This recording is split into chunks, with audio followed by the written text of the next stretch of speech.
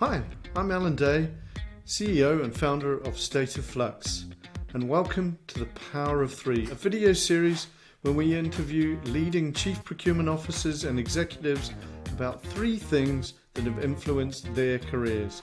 From books to bosses, from music to movies, we explore the three things that have shaped their success. Join us as we learn from the best of the business here on The Power of Three. Hi, welcome to this week's Power of Three. I'm extremely excited and lucky to have Jim Townsend here. Jim was former CPO of Walgreens Boots Alliance, and I've known Jim for about 10 years. I think we were working out. So Jim, welcome, and glad you can join us today.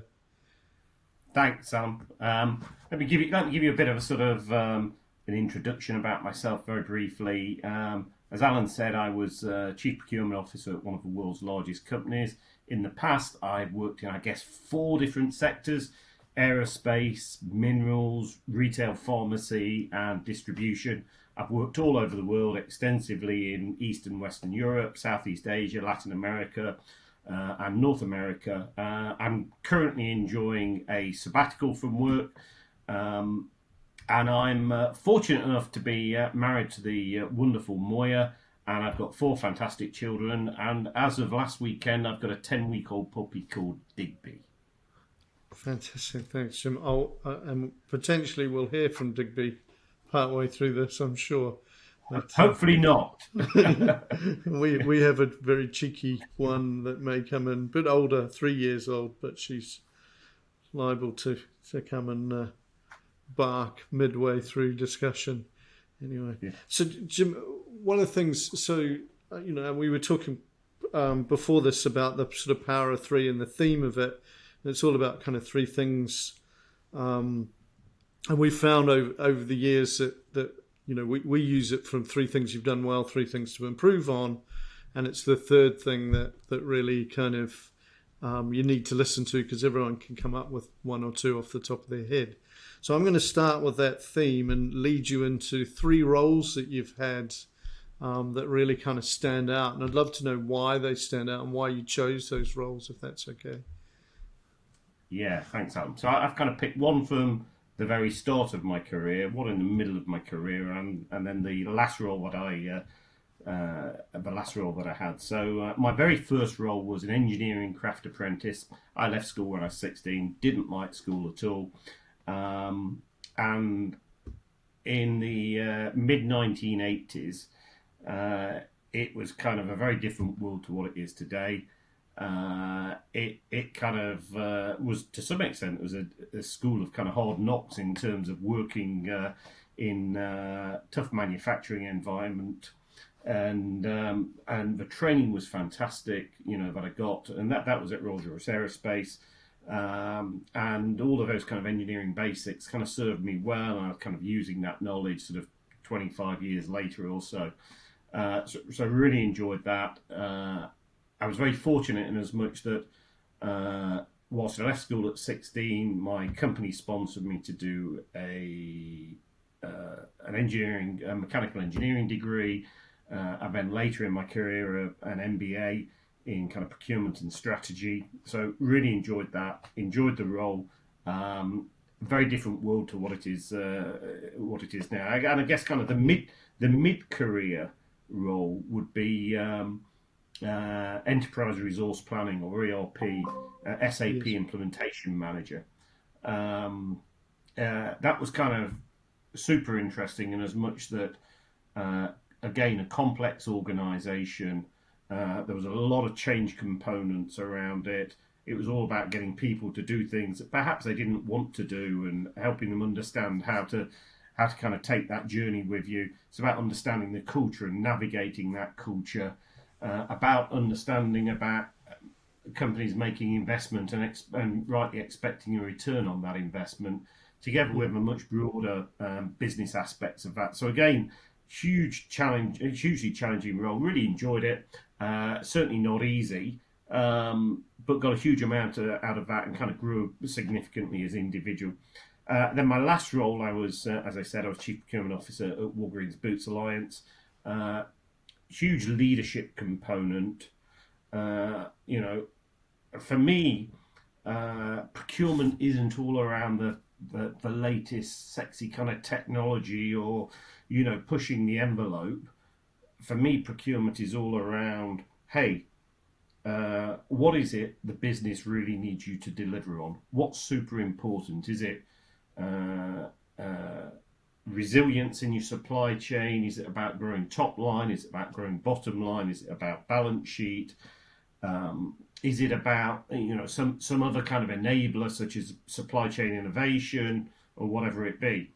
And the job of the CPO in my mind is around figuring that out and then figuring out how you're going to transform your organization to maximize your impact in that you've aligned with the exec team on. So that's super important. Love the transformation angle. It's great being able to really drive an impact and deliver on the results. And I also love the whole people angle. You know, creating an environment where people are motivated and excited about where you're heading is really great. I guess the other thing I would add to all of those, what I've kind of done in my career, and I guess what many of us do, is we kind of, each role that we move into, we ask ourselves before we move into that role, before I take this role, what is it I'm going to learn from this role? We don't blindly jump into a role and, you know, because it looks kind of interesting. Many of us kind of ask ourselves, well, in 2-3 years' time, how will I have developed as an individual as a result of taking this role? And you take that approach and you take those threads and you kind of weave together a career over time. And reality is most of us take many more horizontal moves than we do vertical moves, but we're weaving that kind of capability, and it's enabled me to navigate from being an engineering apprentice to chief procurement officer of one of the world's largest companies. Yes, yeah, and I was just thinking as you're talking about the roles that there is a thread of kind of structure and change, if that makes sense. Yeah. Through the three roles that you chose, Exactly. that is interesting. Yeah. So it kind of went for me. It went from engineering in a manufacturing environment to manufacturing engineering to leadership to change management to change management in procurement to procurement and then into procurement leadership, and all of that Yes. kind of followed on.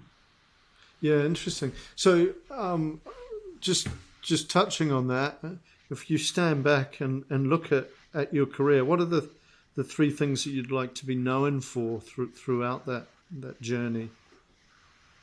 I think the first thing at work, I would like to be known for focusing on what's really important to the organisation, not on my own personal agenda, focusing on what's important and executing on that. Secondly, I would say moving quickly. I'm a big believer that life is short. Cram it in, get as much done as possible, and make the most of your time here.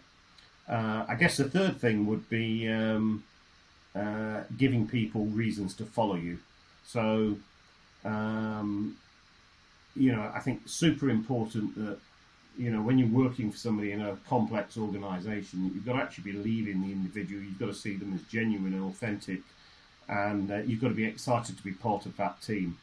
And something kind of sticks in my mind that somebody told me some years ago is that, when you've all moved on from your role and you're lying on the beach somewhere and you're reflecting back on your career, you never remember the objectives that you delivered. You never remember the kind of challenges in the workplace. What you remember is the great people that you worked with, and that really kind of sticks with me in terms of making that lasting impact, such that when people reflect back and say, wow, you know what, I really enjoyed my time in that company with those people. They were a great team. Yeah. Nobody ever, as I say, lies on the beach and says, yes, you know what, in 1985, I'm really great that I delivered on those three objectives. It doesn't happen. Yeah. So, and if you'd allow me, Alan, I'm going to have a fourth one on this. You didn't say there was any rules around three. I'm going to have a fourth one on this. Okay. What I would really have loved to have been known for would be to have been a world-leading professional cyclist. That's what I really wanted to do when I was in my late teens. unfortunately, I didn't really have the talent to do that. And I guess my reflection of that is you got to figure out what you're good at, and you've got to figure out what you're not quite so good at. I mean, you've got to focus on those kind of talents that you have. Yes, yeah. I think there's my All Black dreams went fairly early when I stopped growing. But thanks for that. So I'm gonna pick up one point you were talking about when I'm lying on the beach, and I'm gonna ask you about 3 books that you might have had, or that you would recommend that may have influenced you, that possibly you were reading on that beach, Jim. So Right.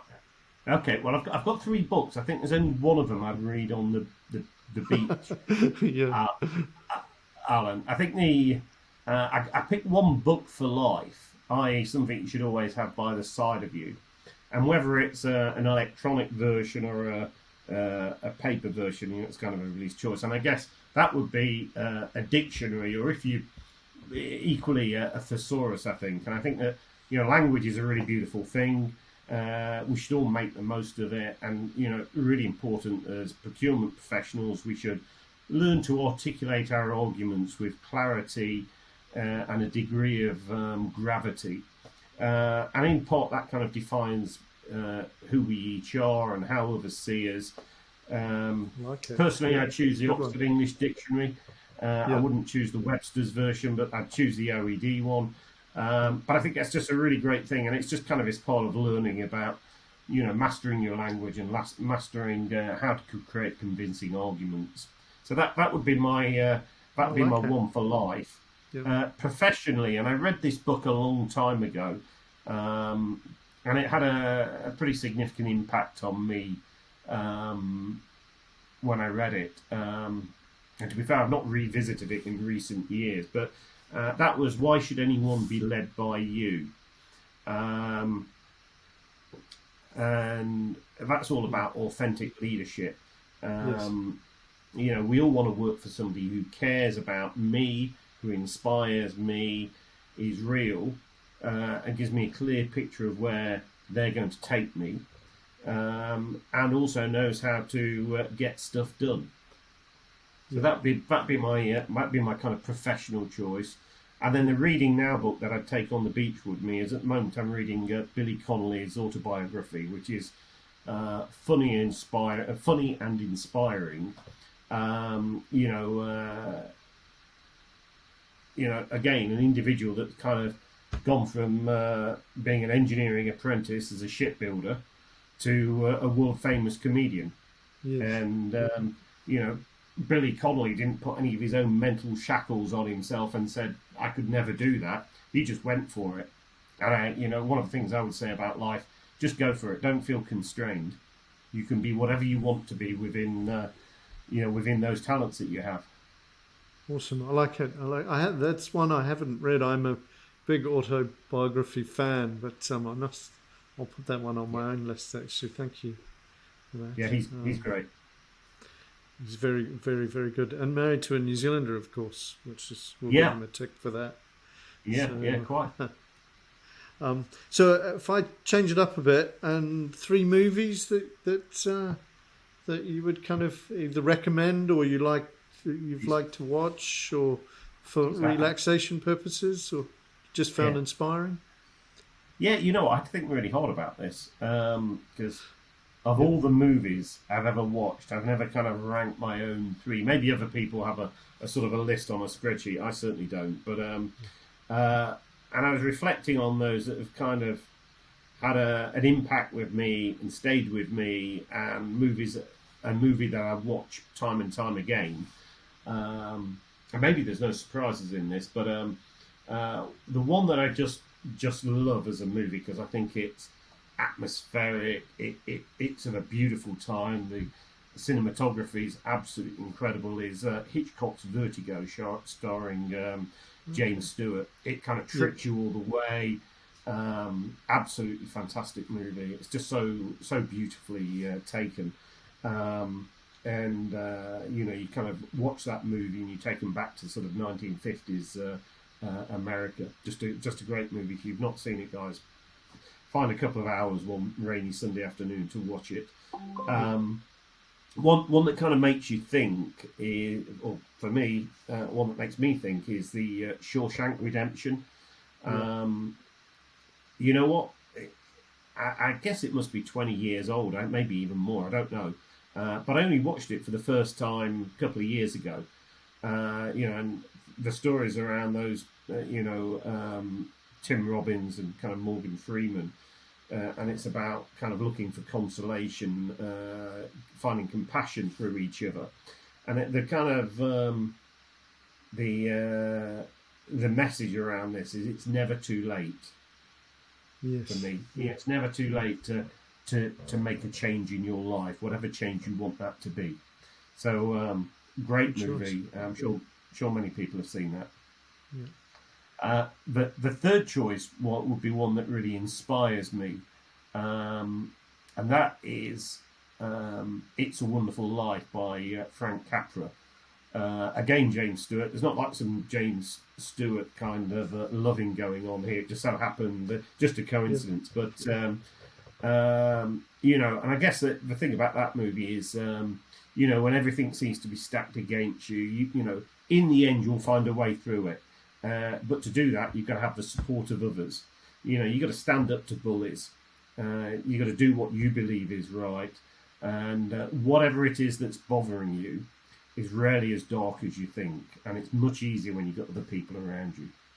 Yeah, very good. I like them.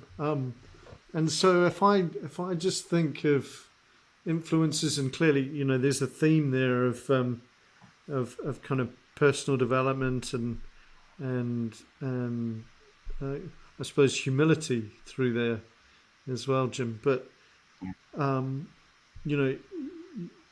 none of us are kind of shaped on our own. So who are three bosses that you've had through your journey or your career that have kind of left their mark on either how you've developed or just you in terms of your personality? Love to know who's kind of shaped them and why, really, if that's okay. Yeah, no, that's a great question, because out of all the people that I've worked for, female and male, I've never had a leader that I've not enjoyed working for, that I haven't learnt a huge amount from. I've been super fortunate. Usually good things, but also you learn some bad things from leaders as well, in terms of what not to do as well, which, they're all, we're all human, and we all kind of get stuff wrong from time to time. But again, I'm going to pick one from the early days in my career, mid kind of career, and then more latterly, people that have influenced me. So the first guy was a guy I worked for called Phil Flint, and he headed a manufacturing engineering team in Rolls-Royce. I was in my early 20s, I guess, and Phil was the first person to truly believe in me. When we were leading some kind of technical project, and I got some crazy ideas about how to do stuff radically different, and Phil kind of all metaphorically looked me in the eye and said, "In actual fact, you're really good at this. You should think about this. You should do that." And what it kind of did to me as an individual was it kind of made me go, "Wow, actually, I thought I was this person. In actual fact, I could be this person." And Phil gave me that belief and enabled me to kind of grow in that way. And my self-belief kind of went up a couple of gears in terms of what I could become. So, great person, still in touch with him today, even though that was probably 30 years ago. Very nice. The second person I would call out would be a guy called David Kemp, who was at Rolls-Royce. He was fantastic procurement professional, one of the best commercial brains that I've seen. He was very generous with his time in terms of advising and coaching and sharing the tricks of the trade. And I learned a huge amount from David, just in terms of language, positioning, perspective, and how to kind of drive what it is we needed to do kind of commercially. So David was absolutely fantastic. Really kind of everything he taught me kind of stays with me today. And then the last person I picked would be James Kehoe, who is the group chief financial officer at Walgreens Boots Alliance. James is, got a huge role leading being group CFO of a Fortune 15 company, but an individual with a lot of humility, very good with people, authentic, but saying all of that, he's got this real broad perspective on leading the business. He knows how to get stuff done. He can take tough decisions. He's very resilient. But at the end of the day, he's very personable. And that kind of really resonated with me. Tough on the business issues, great to work with. You learn a lot from kind of rubbing shoulders with these people. Yes, yeah. Oh, very cool. Thank you. And I know certainly, I've been very lucky with having those bosses that have sort of shaped me throughout my career, and as you said, sort of the balance between being personable but yet being hard on the business is certainly a tough one to achieve, but you learn a lot in that environment. So that's very good. Yeah. So I'll change it up a bit and get you to think about 3 quotes that you've had that have either resonated or maybe part of your kind of fabric in terms of how you've kind of lived your life. I'd love to hear those, and whether they've come from your bosses or where you've picked them up is be also interesting to hear too. Yeah, I love kind of quotes because they're great in terms of some of the great orators of over the past few hundred years. I was going to try and give you one from Niccolo Machiavelli, but I thought it was a bit too heavy. So I picked out 3 that I actually use pretty regularly. So the first one, it's kind of following on the theme of authenticity, is one by Oscar Wilde, which is just be yourself as everyone else is taken. It kind of speaks for itself. Be who you are. At the end of the day, we all warm to genuine characters. Most of us don't warm to people which are filled with falsehoods and pretending to be something they're not. So I think that would be the first one. Yeah. The second one would be, you may think this is an interesting choice, but let me dissect it for you. And this is a quote by Winston Churchill, and he said the best argument against democracy is a 5-minute conversation with the average British voter. Okay, and the point here is, and you may or may not agree with that particular point of view that Churchill had, but don't always be swayed with the crowd, but be swayed by the crowd.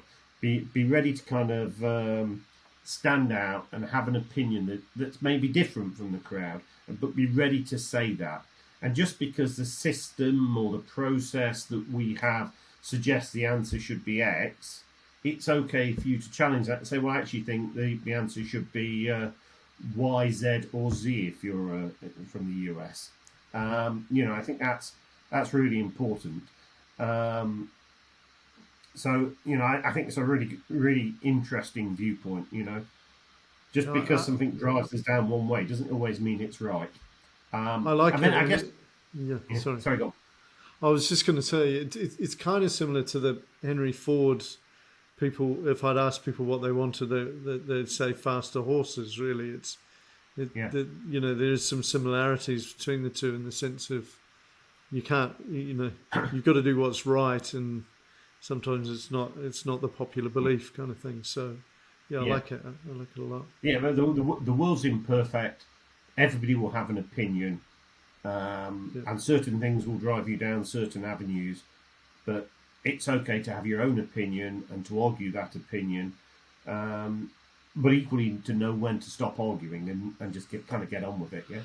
Yeah. And I guess the third one, Alan, would be, and this is perhaps an overused quote, but that of be the change you wish to see in the world. by Mahatma Gandhi. And that's really all about, don't talk about it, just live it. Live those values every day. And then, if we all do that, then it will come true. Yeah. That is definitely an autobiography to read as well, by the way. I've not read that. Yeah, That sounds great. Actually, good idea, yeah. So, yeah, I'm glad. I like it. So I'm going to change again and get you to think of some music, just to sort of spark things up a bit. What gets you going in the morning, or what relaxes you at the end of the day? Yeah, you know what? At this point, I should probably try and appear to be super intellectual, Super cool. and sophisticated, and I should say something like Sibelius, followed by Handel, followed by Mozart. But sadly not. I kick off with a song by the Stranglers from 1977 called "Hanging Around." Kind of reminds me of growing up, and I've got a soft spot for 1970s synths. So that would kind of be my first one. I suspect I'm unique in picking that. My song from sort of when I was in my 30-something, and my children were kind of beautiful babies and what have you, was a song by Paul Weller called "Sweet Pea," which kind of reminds me when they were kind of a lovely little bundle of fun in that you could kind of hug and cuddle, shall I say. So that kind of reminds me of my 30s. And then now I'm listening to something which probably isn't that new, but it's new to me, called "Liberty" by a lady by an Icelandic lady by the name of Annette Ashkevik. It's kind of something new to me, and it's different from what I normally listen to. But I kind of have an outlook. We should all try something new every day. Yeah. I certainly know my teenagers are influencing my music. Well, certainly what I'm hearing anyway. Whether I'll say my music taste, I'm not sure. I'm sure you get the same thing, Virgin. You know what, Alan? I share we have a family account on Tidal, which is similar to Spotify. And I look at my son's picks of the week and what he listens to, and I can honestly say there's zero chance of me sharing that list at the moment. It's okay if you like rap music, which is probably not one for me, but my son absolutely adores it. But I'm gonna pass on it for the time being. Maybe he needs to educate me a bit more. Yeah. I have a son with similar music taste by the sounds of things. Yeah. Anyway, so I mentioned at the top of the discussion that this has really come from what we do at State of Flux, where we, after anything we do, we kind of do three things that we've done well, three things that could be improved upon. So I'm going to throw that back at you, and when you stand back, look at your career. And I know you're a humble guy, so the challenge for you doing the three things that you've done well in the sense of humility, but I'll ask you to think of those three things, and then equally three things that you'd improve. Jim, what comes to mind on those? Well, the first thing I would say in terms of three things I've done well is live life to the full, or my full, whatever that is. Yeah. Make the most of every opportunity you've got. Carpe diem in terms of seizing the day is kind of my outlook. So, and it's a huge part of how I kind of approach my life, and whether it's in the workplace or whether it's at home, make the most of everything. I think the second thing I would say is I've always kind of kept my personal integrity. Really important to me as an individual. And as somebody told me a long time ago, there's no such thing as a minor slip in integrity. You've got to hold yourself to a high standard. And then the third thing, which is one thing I don't know if I've done well, but I've tried to do it well, is be a great father and husband. I think that's kind of super important. This is a balance between work and life, and I think you've got to. I'm not a big believer in work-life balance conversations. I'm going to sacrifice this for that. I don't believe it's like that. I think it's about making the two work really well together, and it's not kind of all or nothing, one or the other. The three things I'd like to improve. Well, for sure, I'd like to be a better father and husband, and I'm regularly coached on these things by my children and my wife about what I should do differently. And I'm all ears to that all of the time, as you can imagine, Alan. Aren't we all? Yeah, quite. The second thing, and this is kind of really important, and maybe some of the listeners will kind of relate to this, and particularly in earlier times in my earlier stages of my career, I didn't necessarily have the self-confidence or self-belief, if you prefer, to speak up and share my opinions in the way that I perhaps should have done. And there were numerous occasions where, for example, I'd come out of meetings or whatever, kind of frustrated because I'd not shared my opinions. I didn't feel it was my place to speak at that point in time. And why would that be, Jim? Have you kind of drilled into why you were reticent to raise points? Yeah, I think it was. Yeah, no, I think, and this was maybe 20 years ago. I think it was how I'd kind of come up my career path, and I didn't actually have that level of belief that I have now. That in actual fact, my opinions count as much as everybody else's in the room, and it's okay for me to share my viewpoints and perspectives, even if they're not taken forward. But I think that was difficult for me at that point in time to and years leading up to that to do that. But at the same point in time, some of the people I worked with and who supported me said, Jim, you know what? You missed the opportunity to share your viewpoint. Your viewpoint was actually a really great viewpoint and really valid. And then in future meetings, what I kind of found happening was my colleagues would draw me in and bring me into the conversation and open the door for me to kind of share that viewpoint. So it kind of goes a bit back to the point on It's a Wonderful Life, starring James Stewart, and that is that with the support of others, you can achieve what you want to, and they'll help and support you through that. So one of my bits of advice for the listeners is really remember you're not on your own, and most people want to see you succeed pretty well all of the time, and most people are actually really, really willing to kind of help you succeed. And for those individuals, there's probably a little more exciting than helping your colleagues actually get the best out of themselves. So just remember that. I think really important.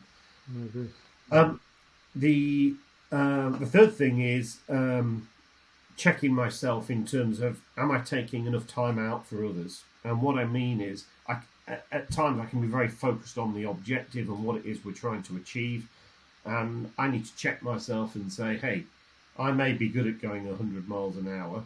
Is everybody else kind of in that same place, or do I need to kind of drop down a gear, check in with everybody and make sure we're all in the same place? Or do I need to kind of change my direction and drop down a gear permanently such that we're all going together? So I think that would be one area that I'd like to continue to drive on. And to be frank, I've probably known that for 20 years. As I say, I like to move super fast. I like to get stuff done. I like to kind of cram stuff in and get stuff done at speed. But, not everybody's in that same place. So recognising others have got different people have got different styles, and you need to flex your style to do that. Thank you so much. Really interesting. And so, just to kind of wrap up, what are 3 pieces of advice that you'd like to share with listeners that you've kind of gathered from over your career? Yeah, I think my first one is actually learning to listen. somebody told me many, many years ago, we each have two ears and one mouth, and we should use them proportionally. Equally, somebody shared with me many years ago that one of the most difficult things for us to do is, when somebody else is talking, is to actually listen to them and stop thinking about what it is you're going to say whilst others are talking, and just spend the time processing what it is they're saying. You don't need to show that you're the smartest person in the room by coming back with some super smart kind of viewpoint on something. It's okay for you just to listen and reflect, and then maybe share your viewpoint a little later. And it's kind of part of that, I guess. As part of listening, I think you've got to have a degree of humility about you. You need to be ready to take on board and listen to other people's viewpoints and explore why that they are their viewpoints. So that would be my first one in terms of being a skill. The second one, which is more of a kind of perspective on life, and you probably heard this coming out throughout our discussion, Alan, and that is that live your dreams. You want to get to the end of your career, or even beyond the last time you're on the beach in your life, and kind of be able to say to yourself, wow, what an absolute blast that was. Absolutely loved every minute of it. It was fantastic. And maybe we won't be able to say that all of the time, because sometimes life can throw us some difficult challenges. But by and large, you want to be looking back at that and kind of say, wow, absolute blast, wonderful time, and have very few regrets. The flip side to that, I remember when I was working at Rolls-Royce in the very early days, and a guy was retiring at the age of 65, and it was in the days when everybody worked up to being 65 in the UK. And the senior manager came down to wax lyrical about what a great contribution the individual had made. And this guy, I guess he probably served during the Second World War, and this was the end of his kind of career. And the opening line to his speech, which was quite witty but very sad as well, was, "I aimed low in life and missed." And you think, you know what? So you spent 40 plus years of your life doing something that didn't really get you excited. You just kind of bumbled along from year to year. And you only get one shot at life. Make the most of it. Seize the day. Yes. So that'd be my second point. And then the third point would be to the listeners, would be never stop trying.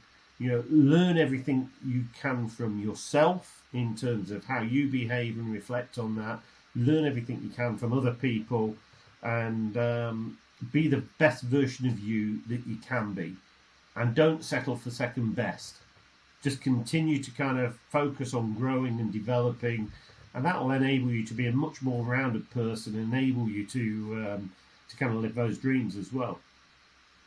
Thank you. Yeah, I love your 3 points of advice, especially the last one. And funnily enough, I might have been doing what you were just counselling against in terms of listening, and I was thinking about what I was going to say there. But the bit that I was going to say was there's quite a lot of parallels, as you know, supplier management's quite a topic of mine, and there's a lot of parallels about what your 3 points for the individual also come out in terms of how organisations deal or should deal with their suppliers, and in the sense of listening to them,